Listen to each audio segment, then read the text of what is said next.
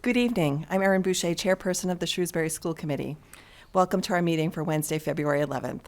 Tonight's meeting is being broadcast live on Selco Channels 29 and 329 and streamed live on Shrewsbury Media Connection's website. Thank you to Liz Poplowski and Shrewsbury Media Connection for their assistance with the broadcast this evening. Tonight's meeting will be rebroadcast on SMC's website and their YouTube channel between now and our next scheduled meeting. The first item on our agenda this evening is public participation. No one has contacted us with regard to speaking at public participation this evening. In the future, if anyone wishes to speak at public participation, they can contact the chair in advance of the next scheduled meeting. The next item on the agenda is chairperson and members report. Colleagues, anything to share this week? No. I have one item before we move on.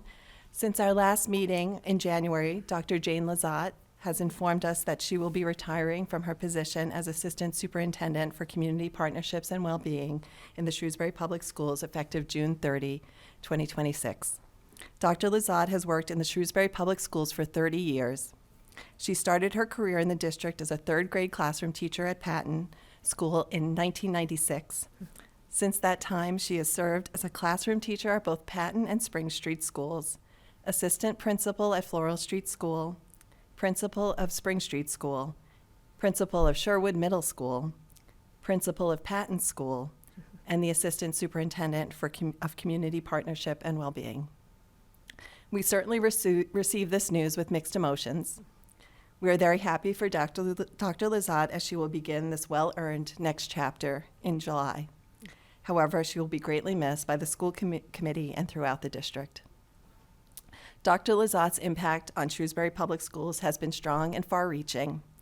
Through her leadership, professionalism, and unwavering commitment to students and staff, she has shaped decisions and systems that will continue to benefit Shrewsbury Public Schools for years to come. An example of her many accomplishments is her recent work on career and technical education and student and staff well-being. She has changed how we do things in the district for the better. Dr. Lazat is also a pillar of the community in Shrewsbury. The annual turkey trot that is organized by Dr. Lazat and her family to benefit Alzheimer's research and support is one example of her commitment to giving back and strengthening our community. We want to thank Dr. Lazat for her 30 years of dedicated service to the district, and we look forward to working with her for the remainder of the school year. Dr. Sawyer. Thank you. That was very well said, and I think captured the extremely positive impact that Dr. Lazat has had on the district. I had the good fortune to begin working with her when she became the assistant principal of Floral Street School when I was the principal there. We worked together as colleagues as principals for a number of years, and for the last several years in central office. And I think you captured the spirit of the positive influence that she's had on the culture and climate of our entire school district. Certainly the feedback always from the schools where she was a leader as a principal from staff and students and families alike was always extraordinarily positive. And there's no question that she does leave a lasting impact on the school district. We'll have more to talk about at the end of the school year, I'm sure, when we say farewell. But it has really been an honor to be her colleague and to see someone who was raised in the community to come back to the community and serve it so well, not only as an educator and an educational leader, but also, as you mentioned, a community member who's had an incredible impact through other community contributions is something that's one of the things that makes Shrewsbury a very special place. So thank you and congratulations. I will mention for Superintendent's report that we recently had one of our early release days for professional development. The focus was on PBIS, positive behavior interventions and supports. I think that the approach we've been using with that has definitely making a difference in terms of influencing the culture and climate of our schools positively. I want to thank Dr. Lazat and Ms. Belcito, who are both here this evening, our principals, our educators who are our PBIS leads. Like many things that we've tried to do in terms of initiatives, we try to leverage teacher and educator leadership at the grassroots level for peers to be leading peers in developing and implementing new programs. I think there's been a lot of strides that have been made the last couple of years, and I've been pleased to see that. And it was good to have that early release time to be able to work carefully on advancing that work. So thank you to everyone who's been involved with that, and look forward to the continued efforts over the course of the rest of the school year. And that is Superintendent's report this evening. Thank you, Dr. Sawyer. The next item on our agenda is an update on the superintendent search. I wanted to provide the community with an update on the activities of the superintendent search screening committee. As the community is aware, Dr. Sawyer will be retiring at the end of the school year. The school committee has engaged a consultant to assist with the search process for a new superintendent and formed the superintendent search screening committee. With family, staff, student, and community input, the school committee developed a superintendent candidate profile to outline the desired qualities and experiences that the next superintendent will possess. The screening committee used this candidate profile to guide their selection and interview process. After conducting a nationwide search, we received 30 applications for the superintendent position. On behalf of the screening committee, I wish to thank all of the applicants for the position of superintendent of schools. The screening committee appreciates your interest in leading our district. The screening committee met on several occasions and reviewed the applications and selected 9 applicants to meet with the screening committee for preliminary screening interviews. As a committee, we enjoyed our conversations with the candidates who had a wide range of experiences and backgrounds. Following the preliminary interviews and after much discussion and consideration, the screening committee during its meeting on February 7th of 2026 voted to recommend a slate of 4 candidates for further consideration by the Shrewsbury School Committee. The 4 candidates in alphabetical order are Todd Bidzidlo, current principal of Shrewsbury High School; Reuben Duncan, current superintendent of SAU 47 Jaffrey and Ringe, New Hampshire; Tiffany Ostrander, current principal of Calvin Coolidge Elementary School in Shrewsbury; and Dr. David Thompson, current interim superintendent, Wilmington Public Schools in Wilmington, Massachusetts. The finalist resumes will be available on the district's website tomorrow. On behalf of the school committee, I would like to thank the members of the superintendent screening committee for the many hours that they devoted to reviewing applications, interviewing candidates, and deliberating during the preliminary selection process. Each member of the screening committee brought their expertise and perspective to the conversation, and it helped us better understand and appreciate the qualities our staff and parents are looking for in the next superintendent. It was a pleasure to work with such a thoughtful and collaborative group. We are planning to have each finalist spend a day in the district on February 24th, 26th, 27th, and March 2nd. There will be opportunities during these days for students, staff, families, and community members to meet the finalists and provide feedback to the school committee. We will provide further communication regarding the times and locations for these opportunities. Ms. Fritz, would you have anything to add? I think thank you to the members of the screening committee. It was a lot of time and effort in a short amount of time, so I really am deeply grateful to the conversations we had. We knew we were a desirable district, but to get that many applicants, I think, was gratifying, and we were able to have a good pool to really look at and interview. So I'm really happy with the slate that we're bringing forward. But a big thank you to the screening committee and all the time and effort that they put in. We had great conversation. Thank you. Okay. The next item on our agenda this evening is the State of the District report. Dr. Sawyer will share his perspective regarding the current state of the Shrewsbury Public Schools.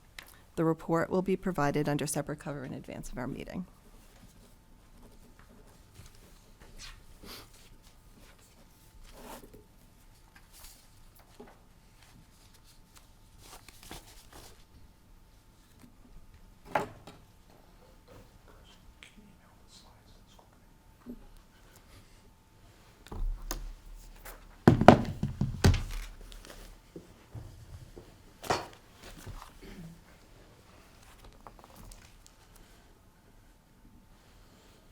All right, we'll just get this set up here.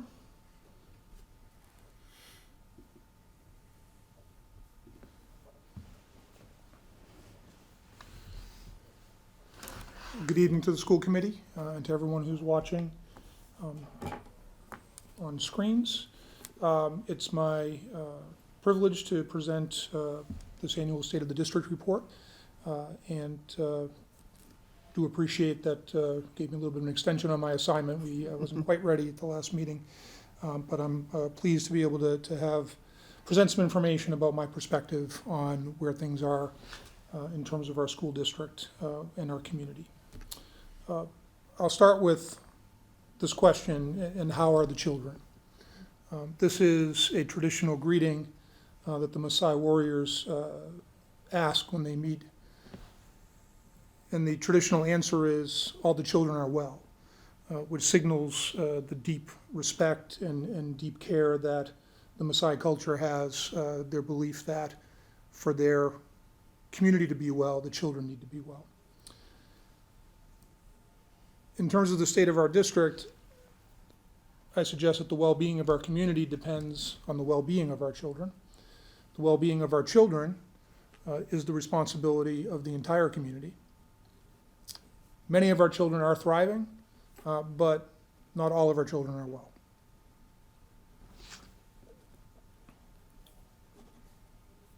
I pulled this quote from John Adams, who is the OG of public education in Massachusetts to a large degree, and authored the Massachusetts Constitution, which guarantees a public education as a state constitutional right to the children of our Commonwealth. This is from a letter he wrote where he talks about the whole people needing to take upon themselves the education of the whole people and must be willing to bear the expenses of it.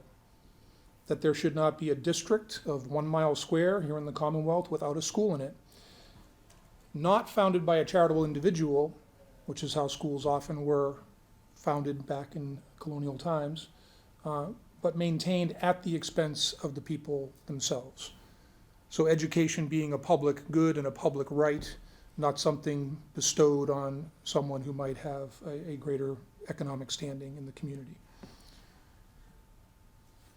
Two presidents, when I was young, made similar statements about the importance of education to democracy. Since the founding of this nation, education and democracy have gone hand in hand, said President Reagan. The literacy of our people is the bedrock of our democracy. The first President Bush, Sr. And I found this quote also from Jill Lepore. This is Jill Lepore's one-volume history of the United States. Dr. Lepore is a professor at Harvard. She grew up locally in West Boylston and Sterling as a graduate of Wachusett Regional High School, is one of the leading historians and intellectuals in the United States today. Very excited that the Shrewsbury Public Library foundation is bringing her to speak to the community in the spring, which we'll certainly be communicating about that. She's coming in April. We're very excited to hear her speak and meet her. She has a local connection where her mother is a graduate of Shrewsbury High School, which was at the time located at Beale. And her niece is a first-year teacher for us at the Floral Street School and is doing an outstanding job. And Dr. Lepore writes about the connection of American democracy to the literacy of its people, and that the history of its reading and writing, from constitutions and ballots to almanacs and novels, that Americans wrote and read their way into a political culture, inked and stamped and pressed in print. Now those were the media of the time, and I think one of the questions that we need to ask of ourselves is, what example in our community will we set for our children by what we read and what we write and what we post and what we put out for photographs and what we put out on video? What example will we set for how we participate in the life of our community and the democratic process? Will we help them, and this is a quote from our own district's mission statement, appreciate the democratic tradition? I continue to be concerned that in our society in general, and although I think our local community has been better than many places that we've read about or seen, that there has been, unfortunately, a creeping level of disrespect, of unkindness, of communicating with one another in a virtual means that is done in a way that most people would be reluctant or never would do in personal company, face-to-face. And I think this is the difficult and very problematic side of online communication and social media. Unfortunately, we've seen this play out. We see it play out, and it's a huge challenge for us among young people, starting in middle school in particular, through high school. But unfortunately, I think we've seen, from my sense, too many examples of adults in our community treating one another in a way that would certainly not be aligned with the core values of our community, certainly of our school district.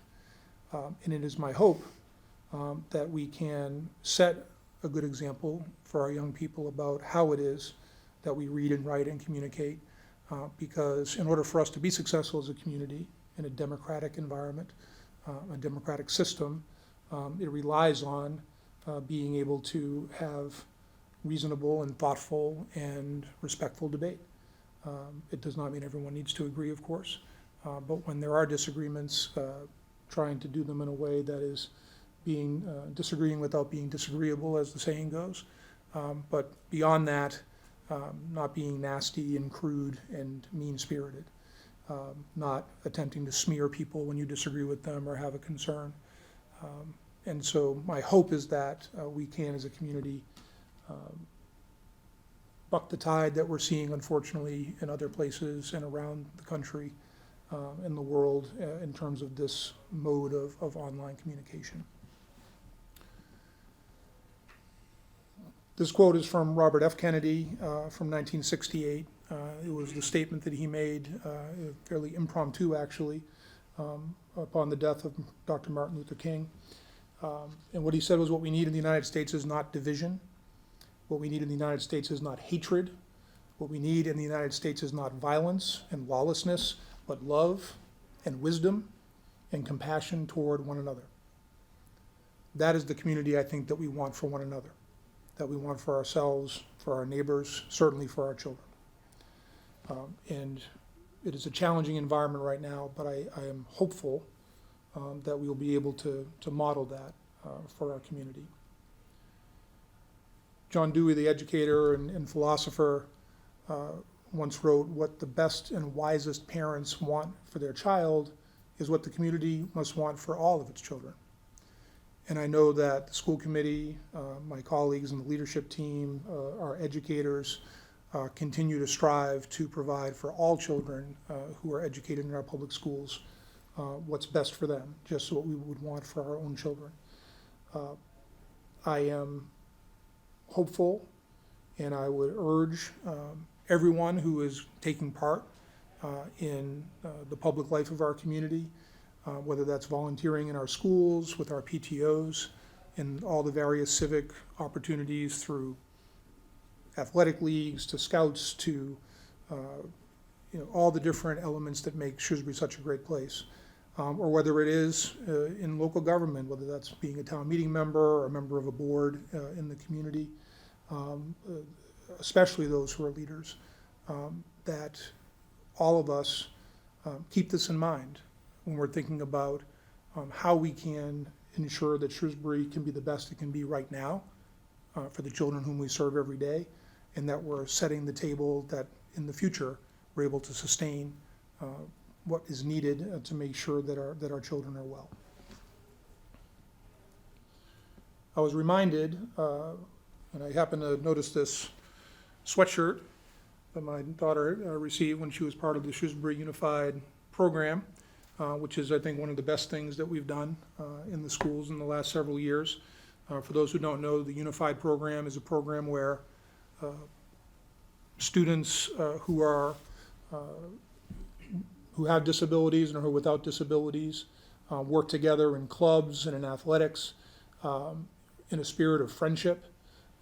And to me, it's been one of the most energizing and thoughtful and really meaningful things that we've undertaken as a school district.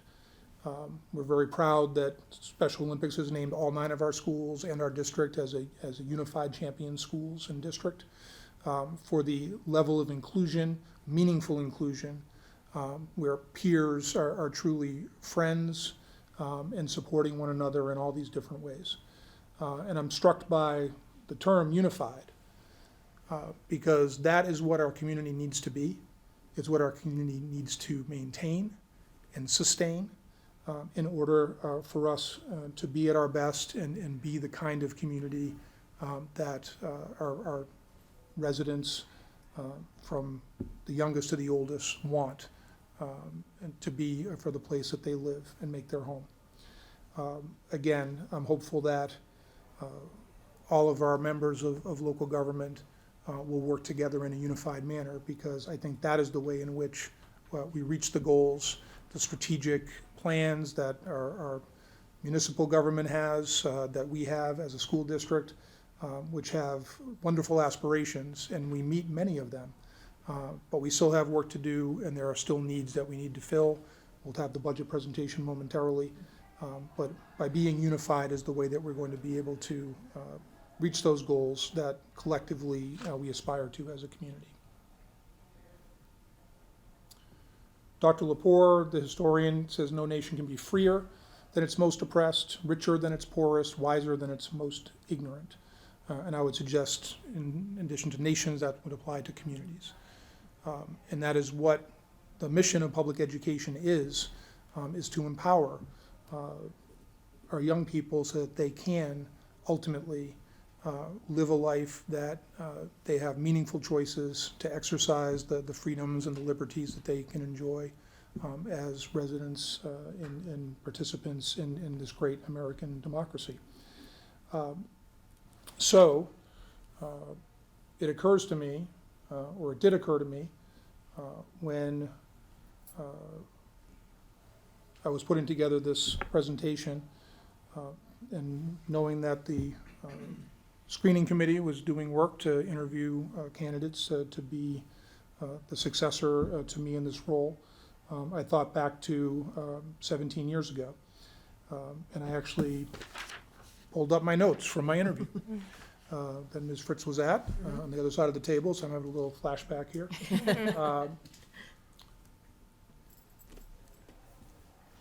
And what I conveyed to the committee at that time, what I aspired to at the time, if I were given the honor and the privilege of becoming superintendent, I quoted John Dewey in the quote about parents wanting for their child what the community should want for all of its children. And I stated that I wanted to be superintendent, not only because I wanted to help my, at the time, young 3 daughters get a world-class education, but because I wanted that for all of the children in our community. That I was committed to doing my best to make the schools even stronger, so that whether a child was from a family of townies down by the lake, or from a family of newcomers who just bought a home in a subdivision, whether that child was from a family that traced its roots back to the Mayflower, or was from a family that immigrated from Brazil last month.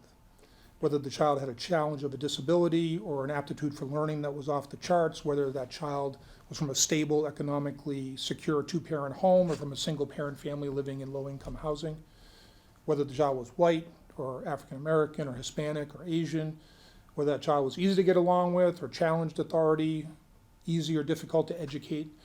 The bottom line is that they're all Shrewsbury's children, and that I wanted to lead an educational community where we sought to provide them all with the knowledge and skills and habits and values that would empower them to choose the life that they wanted to lead.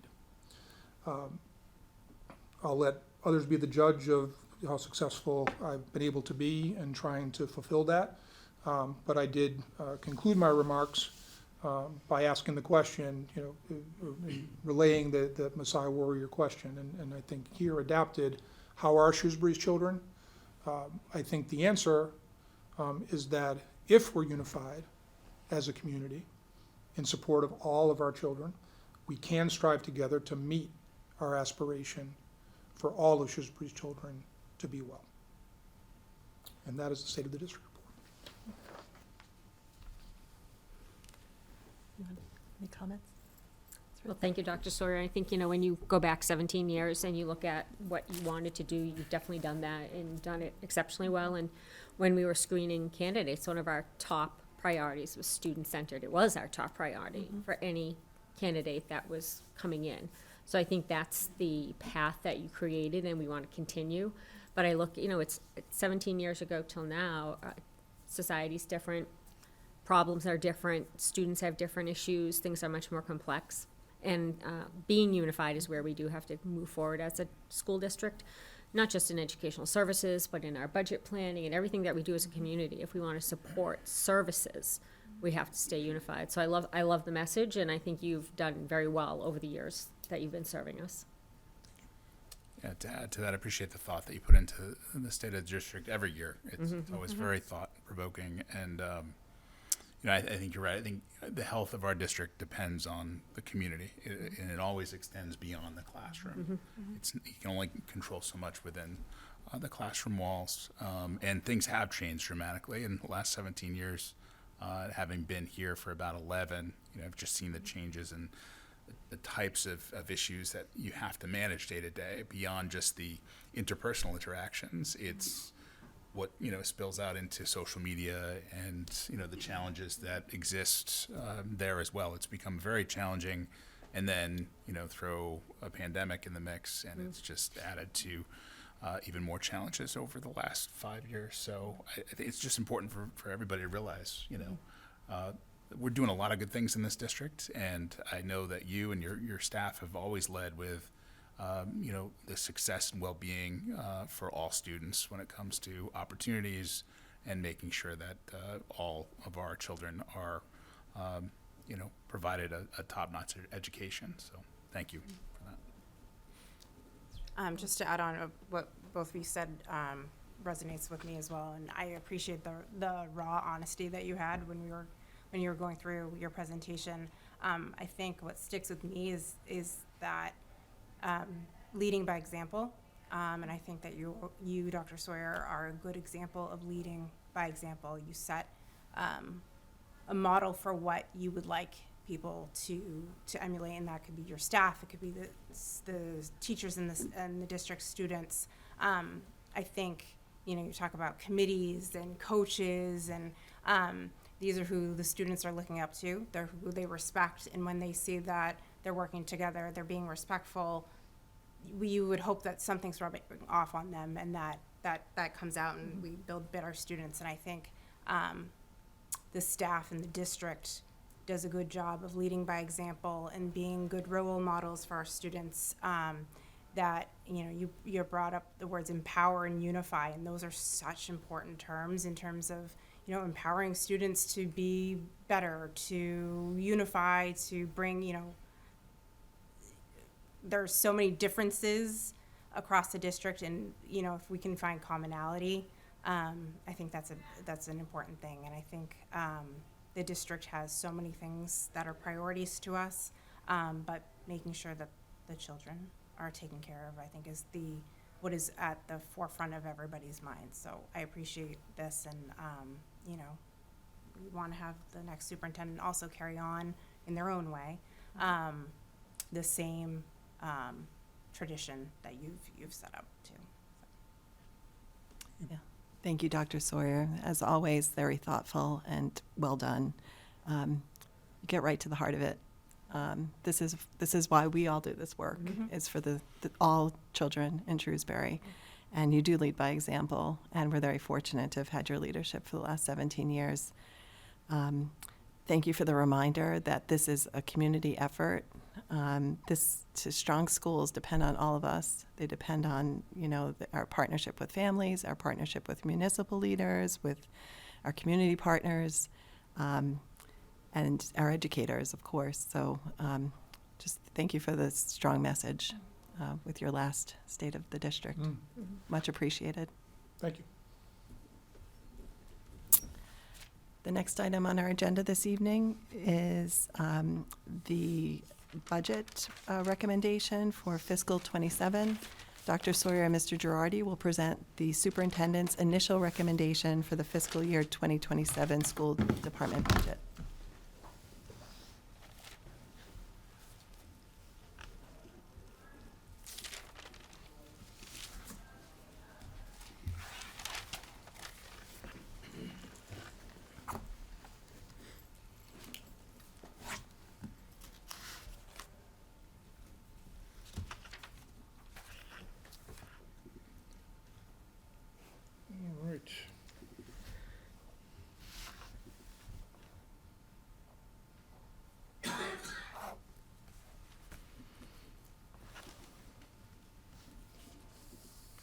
put these on my own computer.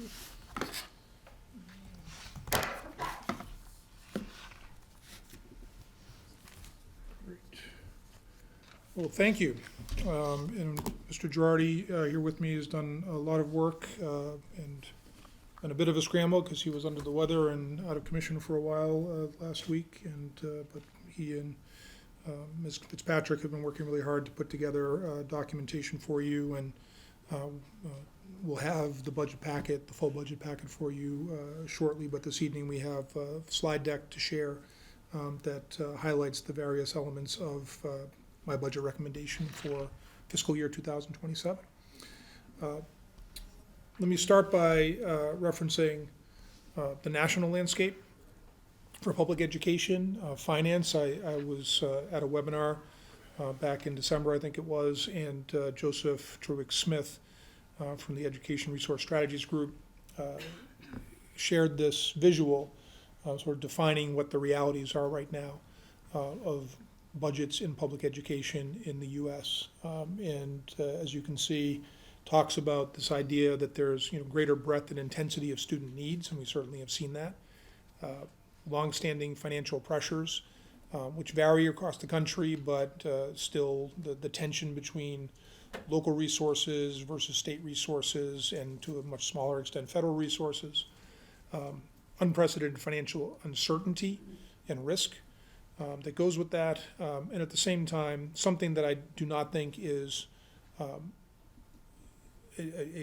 particularly problematic thing here, but unfortunately in other parts of our country and other communities, there is some wavering trust in public education systems generally, because of the unbelievable quality of our educators and support staff, because of the support of our families and what the students do, and the financial support of our community. We've enjoyed over the years a high level of trust with our community, and that's something that's important for us to try to maintain. But Mr. Truick-Smith says all these things together equal sort of a pivotal moment for looking at sustainability over time. That's important. In terms of here in the Commonwealth, the state landscape is complex and challenging also. There's a report that I know the school committee has reviewed from the Massachusetts Municipal Association, which highlights the lack of growth in state aid for education over time, not keeping up with inflation, putting more pressure on local budgets, particularly for suburban and rural communities. And this is not only for, this particular slide was about Chapter 70, the report was about municipal government and public education feeling a real squeeze because of the smaller percentage of state aid that's been happening over a long period of time now in Massachusetts, which of course has, as it says in the slide there, stark implications for local budgets. We've had protection against this in recent years. We certainly, over my tenure here, have had some real rough spots with some cuts and some lack of resources. We were able to have the community step forward with an operational override for the first time in 2014, which made a huge difference and restored some things that had been cut and kept us steady for a few years. But the structural deficit that essentially all Massachusetts communities are in came around again, and the community had to make a very big decision in 2021 whether to pass a significant operational override of $9.5 million with an unprecedented agreement and strategy where the school committee and the select board agreed to this strategy designed by Kevin Bizikar, our excellent town manager, to essentially create a stabilization fund for those dollars and have them so we could have a multiple years of steady fiscal stability. And the promise was to have at least 4 years before asking for another tax increase, and going into this fiscal year it'll be at least 6. And that's something that I think, thanks to prudent fiscal management by the municipal and school departments, as well as some benefit of some new growth in the community over that time as well in terms of revenue. So a little bit better revenue from the state the last few years, which we'll talk about later, all have created a stable situation for us, which is an outlier compared to many, if not most, communities across the state. This was just a headline I shared last year, and it really we're continuing to see headlines like this now, where many school districts are in a position where they're going to be cutting personnel and programming for next fiscal year because they do not have adequate resources to be able to meet the needs of their public school program. So the key messages that I want to share with you and the community this evening, first, again, that our town and school district are financially stable, thanks to that investment the voters made by passing the operational override in 2021, and because of that sound fiscal management, we won't be making any reductions in programming next year. That's a real benefit to our students and our community. We also know that our school district uses our fiscal resources both efficiently and effectively. That was confirmed by last year's really exhaustive fiscal study that was completed by the district management group. They're a third-party expert that does work like this all over the nation, and really singled out the fact that we have been in very successfully cost-effective district for many years. And continue to be. And then we have some net reduction in positions I'll speak to later that will not affect our programming, but just as a due to careful needs assessment that I think underscores that efficiency and prudence around spending money wisely that's been entrusted to us to be stewards of. Inflation, not what it was a few years ago, but is still something that we have to deal with. The state government, in terms of the Operational Services Division, does an inflation assessment for the next fiscal year. Their official number is like 3.04% or something along those lines. We sort of rounded it down to 3% as like a typical inflationary factor that we're looking at in various elements of the budget. But there's other elements: transportation, special education services, personnel, which is, we're heavily a personnel budget, tend to run at higher levels than core inflation, and that's something that is a pressure on our budget like every other Massachusetts school district. We have intensifying student needs. Some of these are societal, some of these still are remnants of the impact of the pandemic, but the costs of the mandates we have to meet the needs of our students who are high intensity need to be managed through prudent use and preservation of our key funding source, which is circuit breaker funds from the state, and by sustaining also strong in-district programming. And in this case, that was previously grant funded, and we'll talk about that a little bit later in the presentation. Enhancing career technical education and career awareness. That's something that has been a key part of our district's strategic plan. I think we've done excellent work in the last several years to advance that, but it requires more investment, and that was planned. The new partnership with Leicester High School would be going into our second cohort of students, and so as expected, we're going to be adding significant number of tuitions as we get back to providing adequate access to Chapter 74 state-approved full-blown vocational technical education for students and families who want that experience. And then something we've talked about in the past and was featured in the report from District Management Group. We have it's been a double-edged sword for us. We've been really successful. You mentioned Dr. Lizotte and her role. We've received a statewide award in the past for raising levels of philanthropic funds and grants and sponsorships far beyond what is typical for a district our size. And that's something we've had literally over the last decade or so, well over $1 million of fundraising that we've done, hundreds of thousands of dollars over the last few years that we've been able to apply to some of our strategic priorities. But the risk is that if we're relying on those kinds of sources of funding too much, which are not predictable, that's something that could be a risk for us. So looking ahead with a careful eye to the future in terms of how we monitor the use of those kinds of funds and how we can use predictable funds to support our day-to-day core education purpose. And then the last message here is monitoring developments in Washington DC. We've talked about this over the last year. It's been in flux. The Department of Education is being unwound. Some of their functions are being spun out to other agencies in the federal government.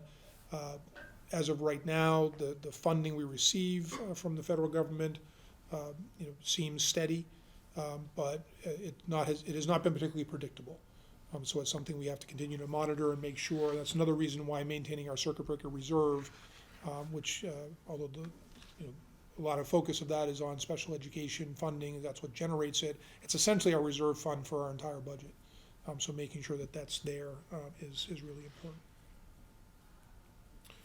So in terms of the numbers, the big picture, the appropriated budget that I'm recommending for the next fiscal year is for $94.6 million. That's a $4.3 million increase, or 4.75%.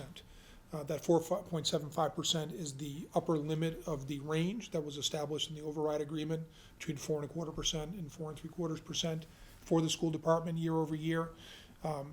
That is something that, based on, as we go through the presentation, you'll see, in order for us to bring forward a level service budget, given the cost pressures that we're under, in order to maintain that reserve at the sort of minimum 50% benchmark that the school committee has tasked us with, it requires that 4.75% to make that level service budget happen for next year. And that's what this next slide illustrates. And of course, that range is based on the levels of local and state revenue and stabilization funds that are projected by the town manager. Okay, as referred by Dr. Sawyer in the first part of the presentation, is kind of looking at some history as to the percent increases that the school department has received. To kind of point out the important piece here, the FY22 override year is where we're able to deal with some instability in previous years from there that was able to get us to a place where we were able to open Beale School and to bring programming back to where we wanted, able to bring some programming back and forward into what our current needs were. And that's what, with the foresight of the override, looking at subsequent years, shows some real stability since that override year with our school department budget to be able to meet our educational needs.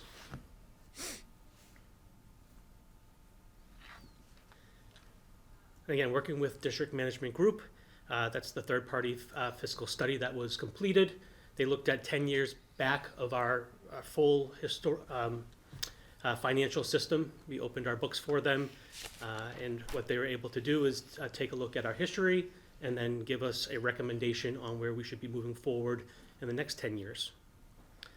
This report provided 3 key budgetary risks and strategic directives as we were working with our school committee, finance subcommittee, to kind of really lay the land for where we needed to focus our attention on for the FY27 budget. We did a lot of work around these 3 budgetary areas. The first one being strategic priorities and resource optimization. This is the funding stabilization, program evaluation, which we are conducting a student services program evaluation this year, and looking at staffing efficiency, which Dr. Sawyer referred to a few moments ago. Curriculum and instruction. These are ensuring that our curriculum materials, our diagnostic tools, our career and technical education, CTE, and our high school capacity are all addressed, that we're making sure that we're addressing these through our budget. And then the final piece is the evolving student need, looking at our program review, which is referred to above, but the complex needs, specialized staffing and services, and well-being supports. Again, the student need piece is something that we'll speak to frequently this evening, and something that I think is pretty common as we're talking about things that we should really be focusing our budget dollars on. So at DMG came to us, they gave a 10-year financial forecast, and that projected our school district's educational needs, right? Where the educational needs are likely to grow and that's between 4.7% and 4.9% annually in order to maintain the high-quality education in our Shrewsbury Public Schools.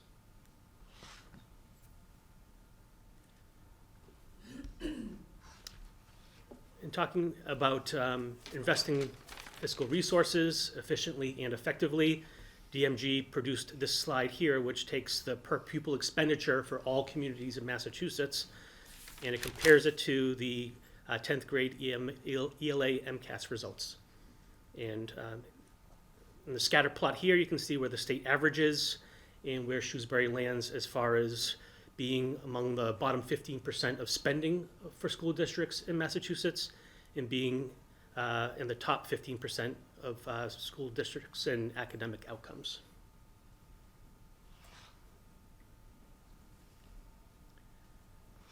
To stick with our per pupil expenditure, this is where the state, it shows all expenditures to support school education, and that's both through the school department and through the municipal departments. And it's the all-in amount that we spend on each child for that given year. In 2024, which is the last data that we have, they're always lagging by a year. We should have FY 2025 numbers soon. And in 2024, that would be $19,040 per student. The state average is $23,165, which is $4,125 less per student than the state average.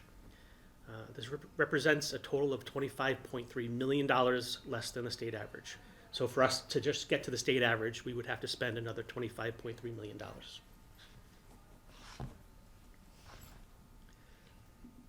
To compare ourselves to what we call our DART districts, these are districts that are identified by the Department of Education that are comparable districts. They're comparable through enrollment, demographics, academic performance, socioeconomics, and these are the, where Shrewsbury compares to our DART districts. You can see us in yellow at $19,040. Again, the state average in red at $23,165. And then the districts that we are compared to by the Department of Education in blue.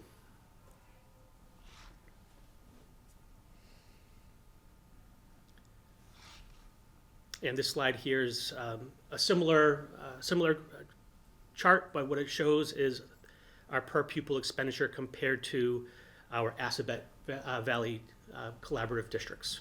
So these are our Metro West Central Mass neighbors that we have a cohort with, and again, it shows where Shrewsbury is highlighted in yellow, the state average in red, and then our Assabet districts in blue.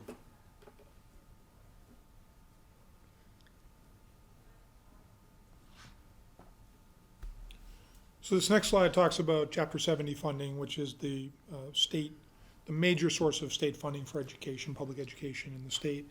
It's a very complex formula that was designed and has been updated over the years to provide what's considered to be an adequate education to meet the constitutional mandate that every student in the Commonwealth have an adequate education. You can see this is the history of Chapter 70 funding for Shrewsbury.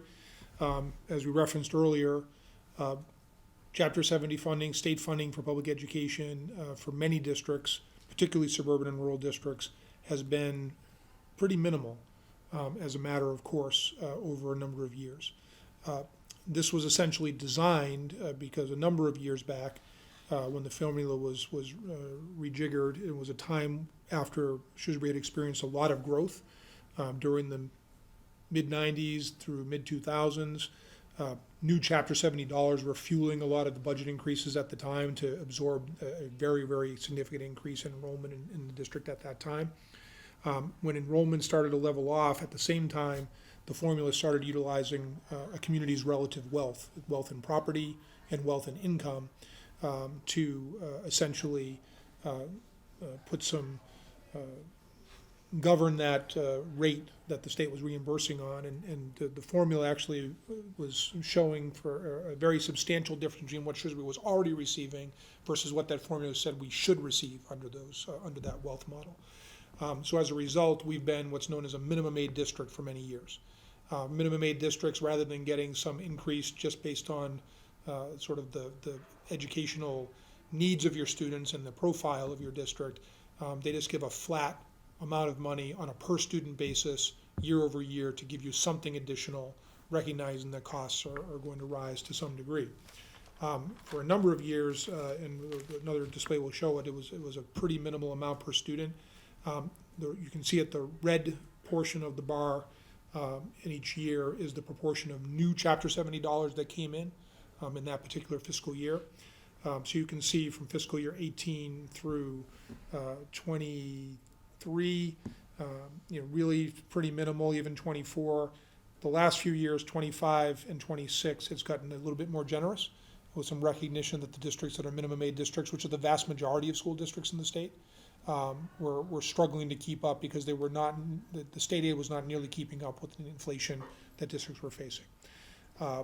This year, the governor's budget is reflected in the last bar on the right. It's coming in at $75 per student, which is half of what last year's amount was, which is $150 per student. But the governor's budget actually was also 75 last year, and then the legislature improved upon that. So we're hopeful that that happens again for the fiscal year 27 state budget.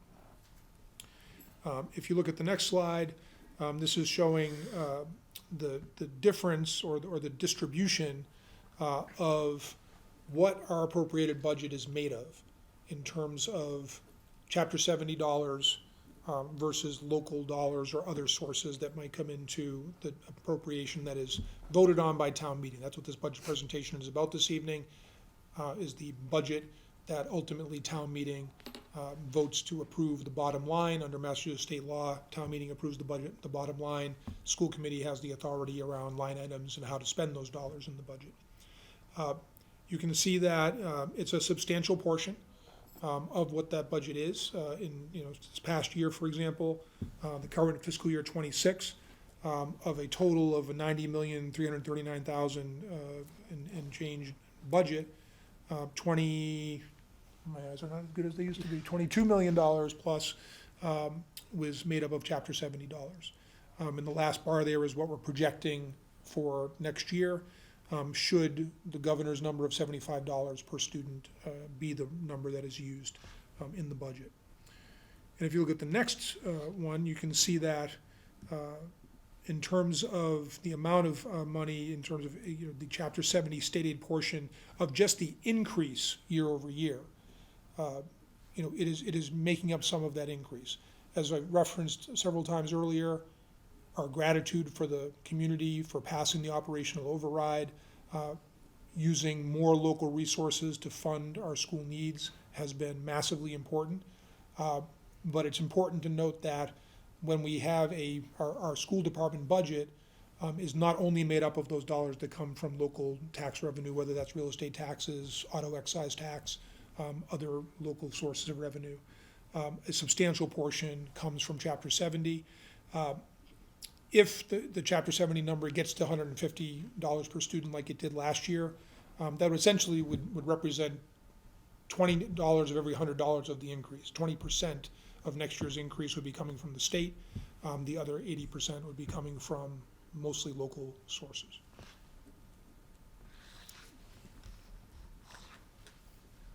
Okay, so of the recommended budget that we are presenting tonight, it's broken up into different categories that we'll work through, just so we can understand kind of where those dollars are allocated for. And as this chart here clearly shows, we are a very salary-heavy operation, which all schools are. So, $81 million of the proposed $94.6 million would be through salaries, and then through transportation. The other categories: transportation, special education transportation, special education tuitions, vocational tuitions, contractual services, educational supplies, equipment, etc., and then some other expenses makes up the full pie of the operating budget for the school department, and we'll go into each of those categories. So what we call Category A as our first category is salaries and wages. And we break them down through different category areas based on what staff or benefit that may entail. So you can see A1 is our administrative central office, that's principals, that's our assistant principals, and that number comes in at just under $4.5 million. Our Unit A, which is our teachers and nurses, comes in at just over $59 million. Our paraeducators comes in at just under $11 million, $10.8 million. Secretaries, our technology staff, other what we call non-represented staff, comes in at just over $4 million. Substitutes, about $1.5 million. Other wages, $1.17 million. And the employee benefits are just over $500,000. As we're doing this work, what we are taking into account are our union bargaining contracts, which we have contracts with both our Unit A, Unit B, and Unit D paraeducators. We're taking into account COLA and inflation and different needs for our budget request for the current year. And again, to break it down into a pie chart, you can see that 72.4% of our staff are our professional educators. 13.2% are our paraeducator staff, 5% secretaries and support staff, and so forth through the different categories, with the last one being 5.5% is our district administration.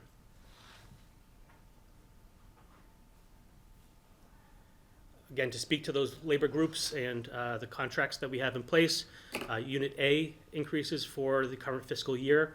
You can see what each of those increases are for the given steps of that contract. FY27 will be year 2 of the 3-year contract. For Unit B, it'll also be year 2 of the 3-year contract with their COLA increase for the various steps. Unit D, our paraeducators, this will be FY27 will be year 3 of the 3-year contract. And this year they're operating on a 3% COLA. And our non-represented groups, that will be determined during the budget process.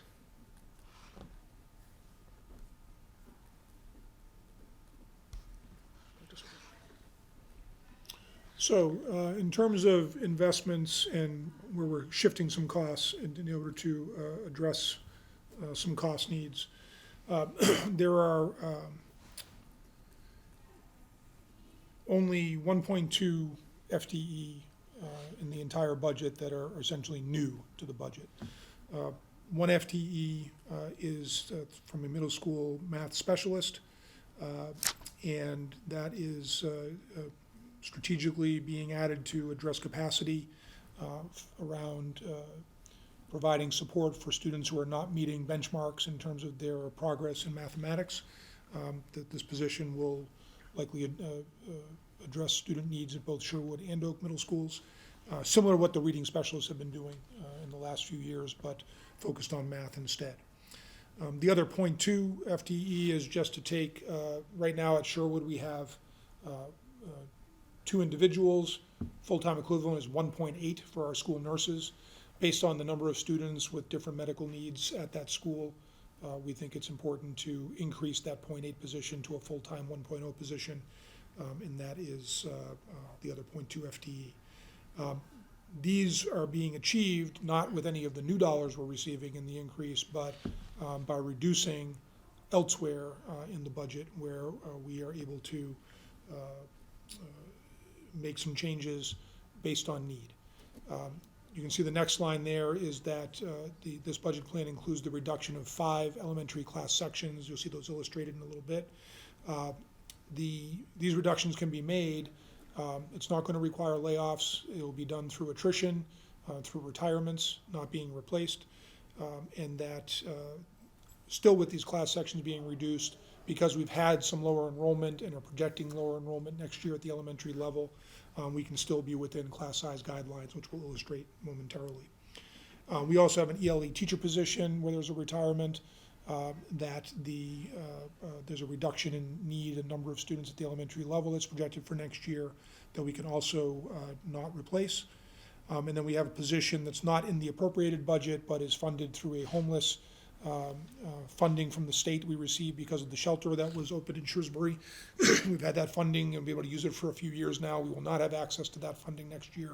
And so that position, that FTE, will also come out of the program. So it's a net reduction of 5.8 full-time equivalent positions, with an add of 1.2 and a reduction of 7, for the net of negative 5.8 FTE. This next slide shows some costs that need to be shifted in the budget. These are positions that exist in our program now, but are funded differently. The first two are Elementary Therapeutic Learning Center classroom teacher and our Elementary Therapeutic Learning Center adjustment counselor. Both also have been funded to that state funding we received as reimbursement for costs we had incurred due to the homeless shelter. So we need to bring those into the appropriated budget this year. So it doesn't change the FTE. That program is serving students in a way that keeps them within our district instead of going out of district to specialized out of district placements at higher cost. So it's a cost-effective program that we've started a couple of years ago. It's been very successful, and we just need to bring those costs that were seeded originally through that grant funding into the budget. Similarly, we have an English language education teacher and that same funding that will no longer be, that needs to come into the program as far as in the appropriated school department budget. And just as a note, whether it's these elementary sections that are being reduced, this particular ELE position that's coming off of grant, but another one that's not being replaced when there's a retirement. In many cases, we have other kinds of turnover over the course of year to year. Obviously, our goal is to maintain the stability of our staff in the school where they're currently working as much as we possibly can. There may be a very small number that would have to move to another school in order to fill a position that is open. But our hope is that we're able to maintain as much stability there as we can. And again, no layoffs. This is all being done through attrition. The next two lines, the IT support specialist for audiovisual, those two roles. This is just truth in advertising, essentially. We recognized when we were going through the budget this year that we were that we had actually inadvertently left those two positions out of the current budget. So they're not in our current budget numbers. The way our budget's progressing this year, we are going to be able to certainly absorb those salaries without any issues, but we need to put them back in to the ledger essentially for next year, and want to be sure that there's an awareness of that just out of full transparency. And then finally, there's an adjustment counselor position that we added at Sherwood to meet student needs. That position was added after the fiscal year 26 budget closed, based on need, but because of the way that the personnel budget was running under target, we were able to add that position without increasing our personnel budget this year at all. And so therefore it can be moved into next year's budget as well with that same amount of money, just with the incremental increase.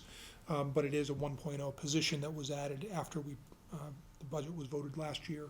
And wanted to make sure people are aware of that as well. It's been an important position that's been very helpful to have for supporting students at Sherwood this year. So as we discussed staff, that's always tied to our enrollment numbers. So this slide here shows our October 2025 student enrollment profile. So this is the Department of Education's, we submit our October 1 enrollment data to the Department of Education, and this is their public posting of our numbers for each school year. You can see that we had a high in 2020 of 6,268 students. That's increased pretty significantly in the 25-year period from 1995. The column in red is 2026, which is this year's October 1st numbers, totaling 5,847 students.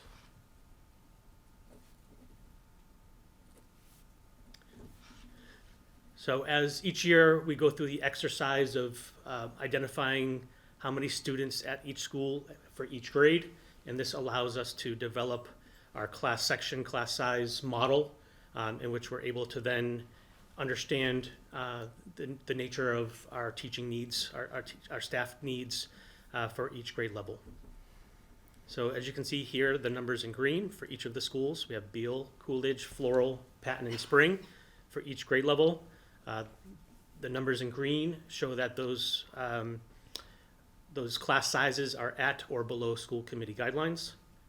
The ones highlighted in yellow are over guideline by no more than 2 students, and red is over by more, if there were red, they would be over by more than 2 students. The 2 sections that are highlighted in yellow as having being over guideline are over by 1. These are our projections for kindergarten. I will say these numbers are pretty conservative. Our kindergarten numbers, as we're going through the past few years, are the students who were born during COVID. So the 400 projection that we have for kindergarten, it's a pretty solid projection. The town manager's office and NESDEC both shared their projections at 400 students, and it's based on the birth rate for that given year. So again, there's some seats in there that are that we build in a little bit of cushion for just in case. We feel that this is a very fair class size projection for the coming school year. And so just when you look at this visual, where the 5 sections are being reduced based on being able to do so and remain within class size guidelines is a first grade section at Beale, no changes at Coolidge, at Floral Street, first, second, and 4th grade, I believe, and at Patton, 3rd grade. But you can see even with those reductions, we're still in the green, we're within guidelines, which is important to us. I know it's always been a very important priority of the school committees as well. But that is very helpful, and by not replacing those retirements, the retirements don't all occur in all the same schools necessarily. As I said, there may have to be some shifting. There'll be other personnel changes as well, which happens every year. But in terms of the savings that are able to be applied by not replacing those retirements is to the tune of about $650,000, I believe, that we're able to then utilize in other places in the budget where we have more pressure, and being able to make that modest increase of 1.2 FTE for new staffing. Our middle school projected class size, again, both at Sherwood and Oak, with the current section model of 20 sections for grades 5, 6, 7, and 8. The numbers are showing that all sections will come in within guidelines for grades 5 through 8, which is 22 to 24 students. High school, we don't run a class size model given the difference of types of courses students can take and the such. But what we do have is, we're projecting 1,887 students for grades 9 through 12 for FY27. That blue number with the dotted line shows how we are trending. This slide comes from our design capacity that we put together for Emmett, the Massachusetts School Building Authority, when we put in our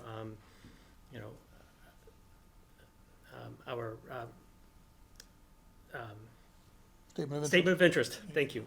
When we submitted our statement of interest, and what the numbers show is that MSBA's design enrollment is looking at 1,940 students. So that's a difference of 690 students to their contemporary design, and we're just monitoring these numbers as they progress as we work with the Massachusetts School Building Authority. My pillow, I think, says statement of interest. I can't believe I didn't remember that. Category B is our transportation. It's broken out into, for our appropriated budget, 2 sections, our regular education and vocational transportation, and our special education transportation.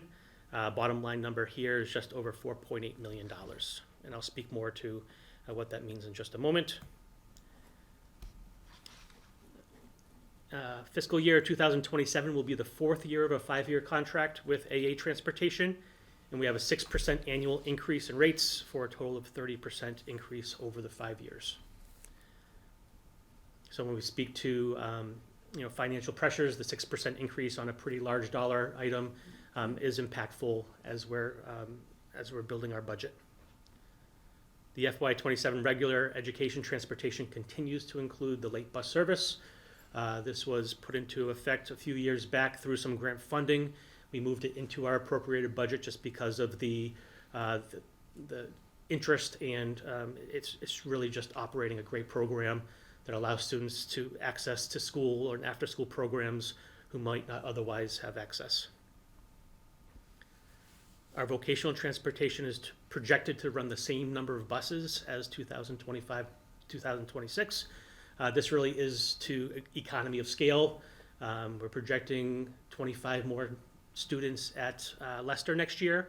However, the one full-size bus that we have dedicated to Leicester is able to accommodate all the students who would ride the bus to Leicester. And our transportation fee funds will again be used to moderate the FY27 operating budget increase. And this estimate's based on maintaining the current $300 transportation fee. So just to show what that looks like is here's the breakdown of each of our different regular education and vocational transportation line items. You can see that both for all of the McKinney-Vento, foster care, vocational, and athletics, those are running at a 6% increase. We're anticipating the same number of buses and transportation for those categories. We're also projecting the same number of buses, regular day, for our home to school transportation, which is that top category of $3,169,970. You can see that percent change is 4.68, which is under the 6%. That difference is the fee dollars that we're applying to transportation to help cover the cost.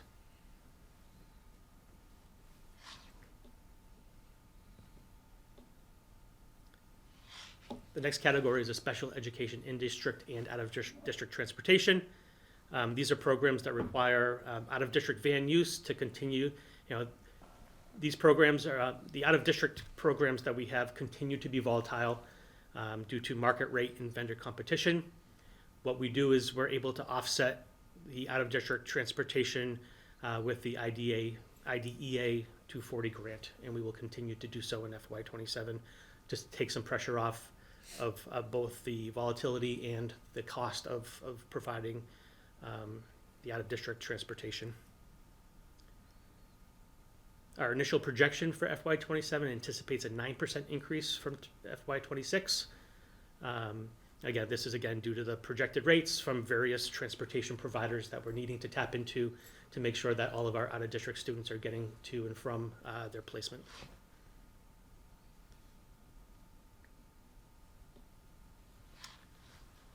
So category C are our tuitions, both special education tuitions and our vocational tuitions. And the bottom line number here is $3,303,745, but there's a bigger story to tell there, so we'll get into that story now. As far as just enrollment, as far as our special education out-of-district placements that we're budgeting for, currently, there are 50 students who are attending out-of-district placements, and we have 19 students projected for a RISE for next school year. So as you see this chart where it breaks off is when RISE opened in 2023, 2024. If it had not, those red numbers would continue to be out-of-district placements.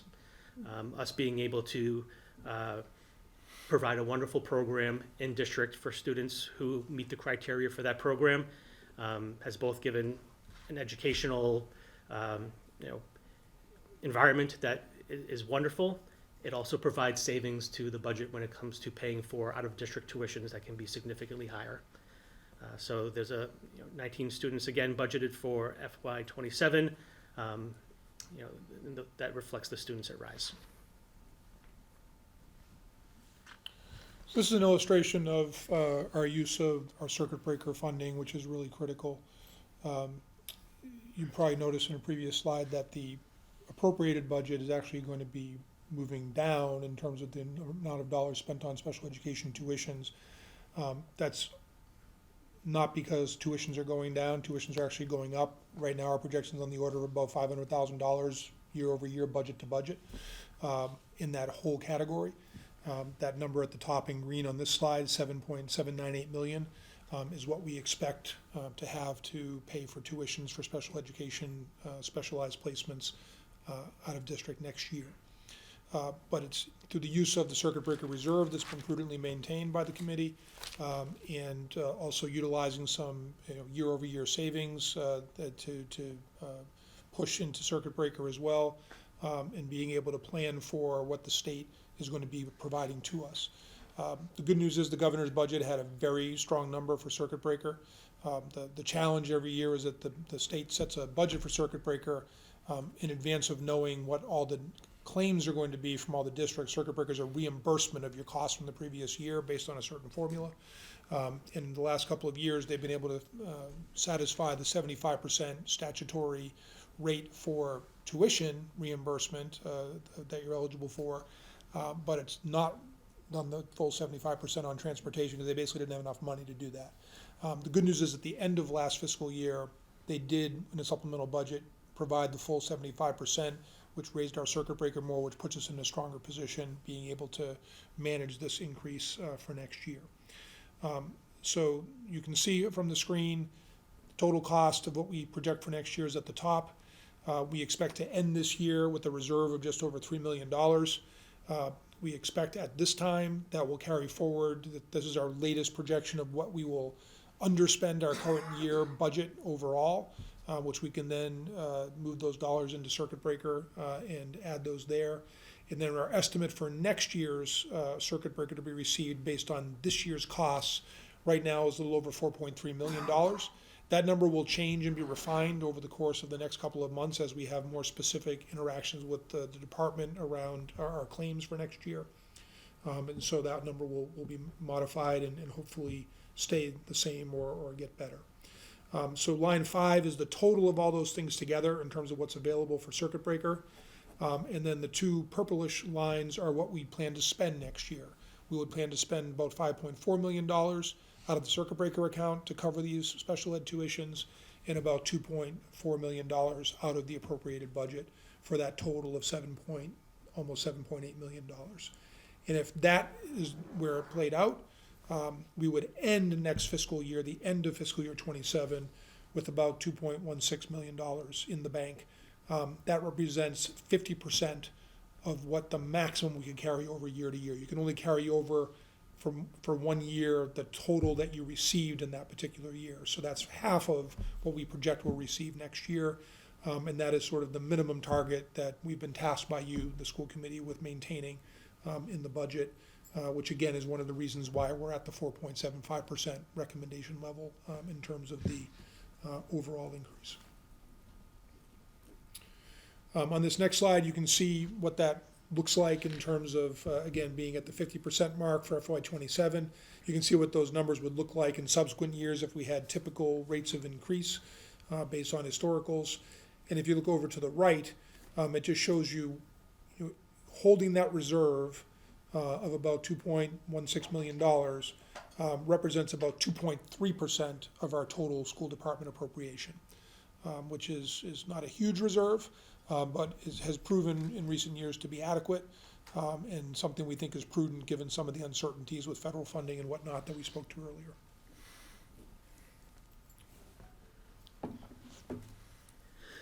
So our vocational enrollment planning for next school year, again, as Dr. Sawyer said earlier on, and some of our priorities is ensuring students have appropriate access to vocational education. Since 2020, 2021, we've been losing seats at Assabet as the state kind of changed their enrollment, their admissions policy to a low of 22 students in 2024, 2025. At that time, we were able to come to, form an alliance with Leicester Public Schools as they're opening their Chapter 74 program. We were able to add a few students last spring. We were able to add approximately 20 more students this year. So in 25, 26, you can see it's starting to creep back up with 33 students attending a vocational program. For next school year, for fiscal year 2027, we're budgeting or anticipating 58 tuitions for vocational programming. We're budgeting for 47 students at Leicester, 10 students at Assabet, and 1 student at Norfolk Aggie. If our numbers continue to grow the way that we would like them to see, 25 students each year attending Leicester vocational program, you can see in the subsequent years that number would continue to climb, and would be returning to some similar numbers that we saw back at the height of our students attending Assabet. This comes with a cost, right? So we're looking at our vocational tuitions. This year, we have just over $650,000 budgeted for students to attend a vocational program. In FY27, we're looking at, if we get the 58 students attending, we're looking at a cost of around $918,000, with a difference of just about $275,000. Transportation, as I shared earlier, because we're able to maintain the same number of buses and vans for our programs, we're looking at an increase of just over $11,000.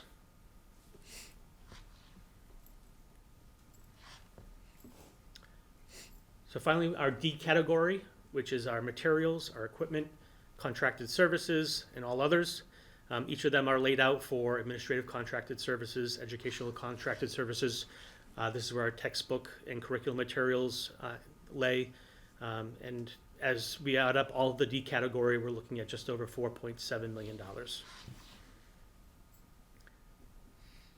Most of these accounts project at a 3% increase. Some specific contracted services and technology accounts may be higher due to market demand. These increased projections are current with market inflation trends. So we kind of track how these accounts are trending over time as far as inflation, and 3% is a pretty solid number.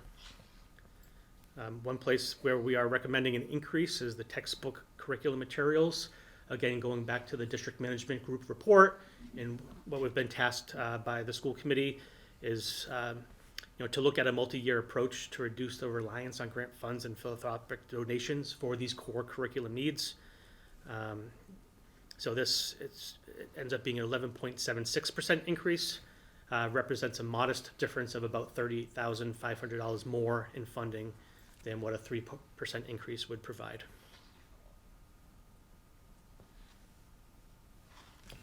So what's really important to note again is that this budget request is essentially a level service budget with really a single new position connected to a strategic priority.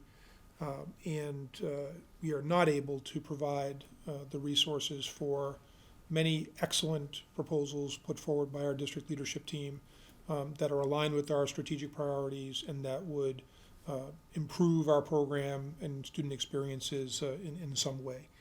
And just to give a sense of that, you can see from this slide that about $280,000 in curriculum materials requests. Ms. Clouder always looks to see if she can satisfy some of those in the normal course of what's within her year-over-year budget increase. She's always making decisions based on what materials and textbook replacements and software subscriptions and the like are most needed. But the vast majority of the funds are in staffing requests. 25.2 teaching positions and other professional educator positions or administrative positions, or 8.5 different paraeducator positions that were requested by district leaders to try to advance programming.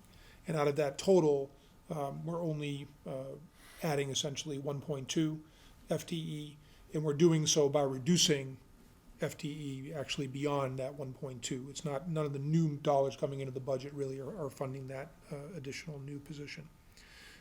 So I think it's just important to note this. On the next slide, you can see the themes. There were a lot of requests for intervention and support around literacy or math, support for English learners, capacity for developing curriculum and implementing programming, coordinating evaluation of programming, things that would affect the quality and the breadth of our academic programming, whether that's career technical education, course offerings, reducing class size or staff ratios in certain places, or different resources for curriculum or technology. And then under the priority of enhanced well-being of all, definitely there were some requests around addressing student behavioral, social, and emotional health. When the budget's published, I have a link to the entire list of proposals that were made. It's actually already on our website. That's linked from the workshop you had last week. If people are interested in knowing what those specific requests were, in a different world, would be able to fund all of them and do so comfortably. But unfortunately, we're not in a position. The first couple of years, we were at a 4.75% increase after the override. There was some room in those budgets to make some strategic investments. That is not the reality for fiscal year '27. Briefly, the federal grants that we received, just to illustrate, it's about $2.2 million worth, the majority of which is for special education needs. After that, about $225,000 for Title I reading support. And there's some other things that support different professional development of staff, mentors. Title III is for students learning English. So there's that's essentially the amount that we're expecting. We budget based on level funding. Those funds can vary from year to year depending on the vagaries of the federal budget. And again, just a lot of uncertainty right now, so that's another reason why we want to make sure we keep a strong reserve. This next page is just what the budget looks like when it's all put together. All the different things Mr. Jard just went over, and you can see the bottom line of the 4.3 million or 4.75% recommended increase. So the process from this point forward, it will evolve, it will be fluid, there will be changes as we have more and better information, refine things. As state funding, evolves with the legislature starting to take up budget in response to the governor's proposal. We'll be looking at other grant opportunities and other funding that might be able to fund things that we can do that we can't do through the typical budget. We always are looking for, especially in the area of student services, special education, if there's opportunities for making shifts within programs to better meet needs, but doing so in a budget neutral way. So at different school committee meetings coming up in February and March, you'll have the different specific budget reports from the different cost categories that are listed there. We'll ask you to discuss and potentially vote on fees later this month. We have our hearing with the Finance Committee tentatively scheduled for March 19th. That's a Thursday evening. And then we'll make updates as things evolve. We'll ask you to vote on a number to recommend the town meeting in April. And then the annual town meeting, where town meeting will vote on the bottom line, is scheduled to take place on May 18th. So with that, we'll leave you with this visual, and we'd be happy to answer any questions or any comments you have at this particular time. And I want to, again, thank Mr. Girardi and Ms. Fitzpatrick in particular for putting together the materials, and thank all of our district leadership team members for the work that they've done over the course of the fall through now. To help shape this budget recommendation. Thank you. Ms. Shreveport? Thank you for this report. I know that so much work goes into our budget, and that starts at what are we thinking about in the schools, and what are their needs and what are their wants, and then Mr. Girardi, you putting this together. I think when we are looking at it, the thing that sticks out to me is how efficient we are as a district. I'm glad that we had DMG last year that came in and basically said the same exact thing that we thought that they would, but we are an incredibly efficient district. And I think every year when we're looking at the budget, we look to see not what we can add, but we can look and say what's working, what's not working, where can we do better, where can we improve. So I think what sticks out with this budget especially is the efficiencies and looking at what we don't necessarily need anymore and what we can kind of consolidate. There are so many requests that came in. All of them are equally as important to the overall functioning of the district, and if I had a magic wand, I would say yes to every single one of them. But what came out in this budget, I think, is, I don't want to say the most important, but I think when everybody comes to us and presents to us what sticks out to us with the data, and that comes out, I think that's reflected in this budget. I do have, just for, and I know we talked about circuit breaker, but we go back to slide 40? I think it's 42. It's the circuit breaker one. That one. Can we just, it's important to us, and we see this every single day, but especially with circuit breaker for those that are at home who have really no idea what circuit breaker is. And for somebody that might be saying, well, why do you keep it at 50%? Like, that's $2 million that you can fund with something. Can we just highlight exactly why we like to keep it that way? It's not that it's $2 million that we can, $2 million could fund a lot of these requests that came in, but we keep it because of how things can change very quickly, right? So I think that's important for those at home who are looking at this and say, 50%, why can't we go lower? It's because things can change so quickly, and that $2 million, there are some districts that I'm sure are at $0 and they've expended everything, but they're in a different financial situation than we are. So I think this is healthy for us to keep it at this. So if somebody's looking at this saying like, oh, but you have money in the budget, that's not necessarily the truth, because we may need that at some point. So I think that's just important for somebody looking at that saying, but you're at 50%, there's money there. It's not really there. That's a cushion for us. All that to say, thank you for the work in this, and that we have a lot more, and obviously things will evolve, but I think this is a very strong budget for right now. Mr. Winsky. Yeah, thank you for all the work that goes into this, not just Dr. Sawyer and Mr. Girardi, but the senior leadership team and everybody that works with us during the many workshops that we have as we get to this point. Want to kind of play off what Ms. Shrewsbury just said about circuit breaker, having been here not the longest, but enough to understand the significance of keeping 50% on reserve. We made that decision to keep a higher amount on reserve after the override, so we could have a healthy balance, just in case that volatility that special education always presents us with spikes, to a point where we need to draw from, right? Prior to 2021, we're probably keeping the bare minimum of around $500,000. But I can't think of a time that we've had to go back to town meeting and request more funding after an appropriated budget's been voted on. So I think it's important for the public to understand what that money is. I think Ms. Shrewsbury brings up a great point, especially if you're new to the school budgeting process, which I'm just going to assume many people are, and then we're certainly not the closest to it. Certainly, the staff here is closest to it, but I think it's an important point to make and reinforce.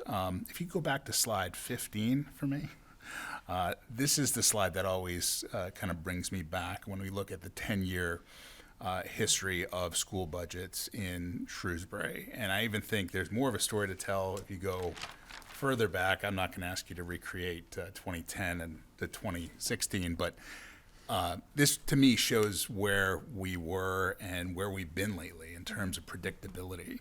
I know, we had an override in 2014 that certainly helped, maintain services, but then after 2014, into 2016, 17, 18, and 19, we were chipping away at the edges of the services that were provided to the students. And we really hit a cliff in 2021 when a decision had to be made. And the public really responded to that decision around that operational override that both the select board and school committee agreed to, as was stated in the report. And that's certainly a significant commitment that this community made, not just for school services, but for all town services, to have some sustainability, some predictability year over year.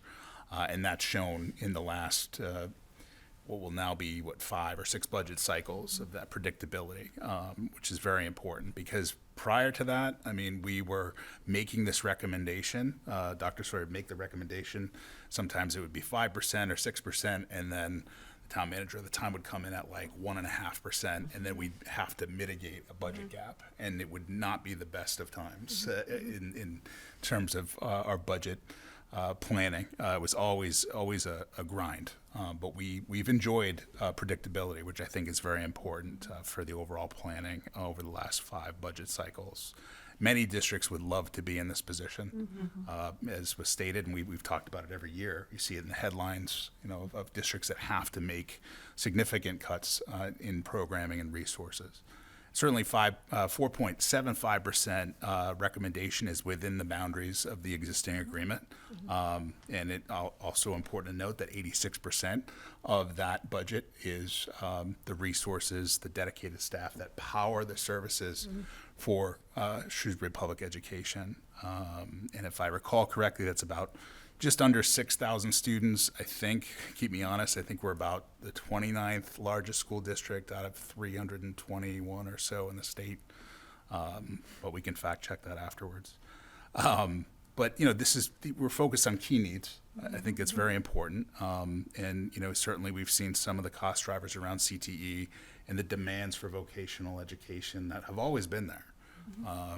We've had a great partnership with Leicester, and we're seeing students respond to that. And then you see the efficiencies that are brought to us by the RISE program, and what we could be spending for out-of-district costs, but we're keeping more students in district, which I think is a success in its own right. So it's certainly we can't provide all of the things that we'd like in terms of the resources that are needed in the district, but I think we've got a good recommendation, a solid recommendation. Overall, it's certainly this is the beginning of the process. Right? The process matures, and certainly looking forward to the feedback that we would get from the public on this recommendation. Always really appreciate hearing the feedback.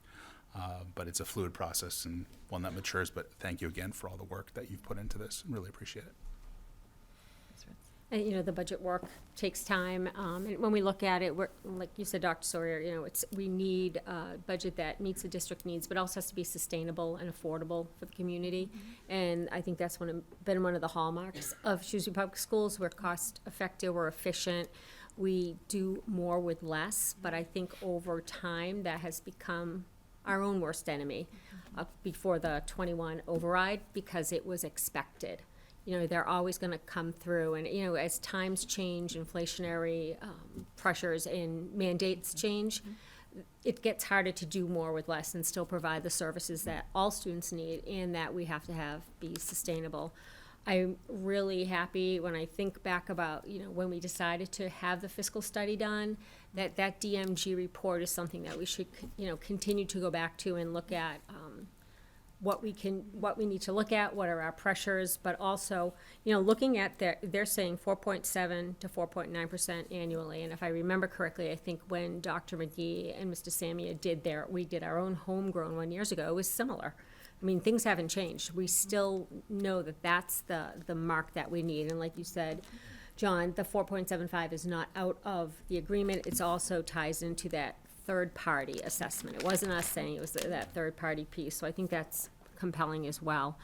And I'm also very happy when I look at the areas of efficiency that you're looking for in the budget. And yes, we are adding 1.2, but we're not adding those dollars. We're just looking for areas of efficiency within the budget as it exists today, and still find a way to provide the services that we need with decreased staff. So I'm very happy to see that as well. But like you said, it's just the beginning as we move forward. And the other, I don't remember which slide it was. You guys all remember your slides. I think really for the community, looking at the percent of the school department budget of the 90+ million, how much of that is actually appropriated coming from the town. The rest is coming from the state. I think that's a really important slide, because when you look at 90 million, you think, wow, that is a lot, but it is not all just from the town. So I think that's a good slide to highlight as we go forward. So thank you, it's the beginning. And I also want to mention, looking at what the LT is looking for, these are things we need to keep level services to continue to provide educational services, and we can't afford to do all of that, and we recognize that as a committee. But we're looking to do what we can within the budget constraints, and we're going to have to look at that from now until we vote on the budget to see actually what stays in, what we can't do anymore. So, but thank you. I appreciate the comprehensive assessment of where we stand financially. We've been fortunate to be in a place of financial stability since the override in '21, and with prudent management. Tonight's presentation shows it's not about extras. It's about protecting core educational experiences for our students. By reducing the 5.8 FTE to maintain level services, I want to thank you for trying to find, ways that we can remain super efficient. And I also thank you for incorporating the information that we did receive from DMG last year. I think it's very important that we're kind of continuing bringing that work forward. And the increase is aligned with their recommendation of, as my colleague said, between 4.7 and 4.9%. And I would also like to echo their comments on thanking you for budgeting to 50% for circuit breaker. I think that's very important, especially as we're in this kind of area of uncertainty, especially with regard to federal funding as well. Thank you very much for all the work that went into this. Appreciate it and look forward to working with you over the next coming weeks and months to bring this home. Thank you. Dr. Sawyer, did you want to add anything further? I think we covered a lot of ground, so I think we're good. Okay, great. Thank you. Thank you. Okay. The next item on the agenda is the Oak Middle School Window Project Certificate of Completion vote. An executed commissioning certificate of completion for Oak Middle School Window Project is required for final project closeout with the Mass School Building Authority. Owner signatures are needed from the Chief Executive Officer, which for the town of Shrewsbury is the Select Board, the Superintendent, and the School Committee Chair. The commissioning certificate is enclosed for our review, and I will be asked to authorize the execution of this document on behalf of the school committee. So did anyone have any questions or comments with regard, or questions for Mr. Girardi? No. Okay.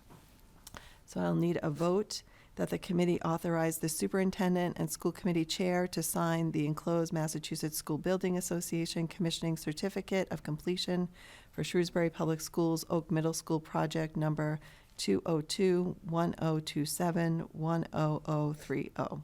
So moved. Second? All those in favor shall signify by saying aye. Aye. And the motion carries. The next item on the agenda is a update on the Aspet Valley Collaborative. The state law governing educational collaboratives requires 4 updates each year to member school districts. This is the second update this year. This update is to provide information regarding the financial audit of Aspet Valley Collaborative for fiscal year 2025, and we have received a copy of the audit. Dr. Sawyer, do you have any thing? Thank you. No, I'm pleased to have pass along the audit report. It was another strong report in terms of the finances being well managed by the collaborative. Again, for those who aren't familiar, the collaborative is a collection of local school districts in the Aspet Valley area that essentially band together to provide different services that would be more expensive for individual districts to provide on their own, especially for students with special needs who may not occur with a higher frequency in individual districts, as well as providing out-of-district transportation in order to assist with sort of pooling resources that way as well. In terms of the audit was no concerns from the auditors, and the funding that we expected as a board. The superintendents of each district make up the board of directors for the collaborative, and it was what was expected. So at this point, we're just pleased that we're in a stable place financially. We continue to monitor that out-of-district transportation piece because that's been tricky vendor-wise the last couple of years, but it's on solid footing financially. Thank you, Dr. Sawyer. The next item on the agenda is approval of minutes. The minutes from the school committee workshops held on January 14th, January 19th, and the school committee meeting held on January 21st were enclosed. Did anyone have any changes or corrections? Okay, those will be deemed accepted as distributed. And we do not need to go into executive session this evening, so I just need a motion to adjourn.